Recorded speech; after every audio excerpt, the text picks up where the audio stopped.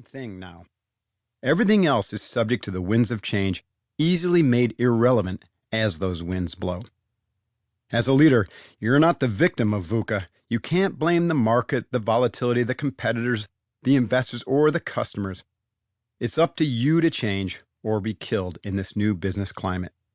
Consider yourself lucky that you aren't likely to actually get killed, which was not something that I counted on in the SEALs. You cannot let volatility, complexity, and numbing ambiguity freeze you in your tracks. I have found in my work with leaders and teams that most have hit a wall in the last few years. All of a sudden, they're starting to feel incompetent. At some point, what had worked for them was no longer relevant. The weapons they train with now do no damage. Their professional skills, developed in business school, endless workshops and courses, and OJT or on-the-job training, simply aren't delivering the desired results. Though they see and feel the elements of this new battleground acutely, they don't know how to proceed.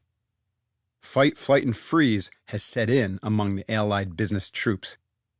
Where are the Eisenhowers and Pattons when you need them? Sorry, there is no savior this time around.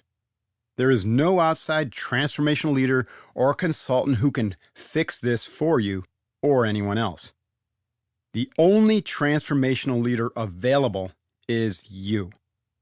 You must transform, and you must also transform your team. You can't keep doing things that aren't working and expect better results. This book won't give you a bunch of fancy strategies and shiny tactics to solve your issues.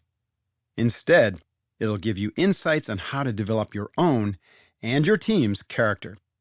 That character will be exemplified by moral and spiritual courage, trust and trustworthiness, respect and respectability, excellence through self-leadership and adaptability, persistent growth, resiliency, and alignment around a shared purpose, vision, and mission. These are the 7 commitments that will lead to total team engagement. Developing these skills will require that you look deep within to overcome any negative qualities holding you back from your ability to tap your full intuition, creativity, and connection. Frankly, you can't pretend to be the perfect leader with all the good qualities and none of the bad. Your peeps saw through that mask long ago. Equally important, you must stop casting your shadow onto your team. Your shadow is your negative, conditioned behavior, most often linked to the emotionally traumatic experiences of your youth, which now harms relationships and your team's performance.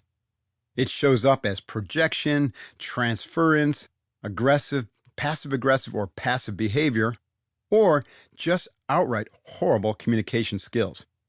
Your team will not trust or respect you fully until you do this work. Your shadow makes you the limiting factor in your own success. The way through VUCA is to push yourself and your teams to embody the 7 commitments in this book. When you do so, you'll accelerate your growth to the highest stages of development and wholeness. This is accomplished through the self-awareness of your fear wolf shadow and through a daily practice of self-mastery. That will allow you to clean up your emotional shadow issues, wake up to your essential nature as a spiritual being, and grow into a fully authentic leader. This is hard work, but it must be done. Your future and the future of your teams, perhaps even the future of humanity itself when you consider our collective global challenges, depend on it. You must stare down the wolf of fear. Your 5 plateaus. It is well known in developmental psychology that we operate with differing internal maps of reality. This makes leading complex because not only is the external terrain shifting due to VUCA, but the internal terrains of the team members are different from ours as well, with inconsistent and differing reality maps. Most leaders ignore this truth because they haven't learned to recognize the different terrains, or they're trapped in an incomplete map and can't see the forest for the trees. It takes awareness of the dominant reality perspectives in order to activate self-transformation. I have identified 5 distinct points of view that my executive clients identify with. These are their reality terrains and maps, which I have termed the 5 plateaus.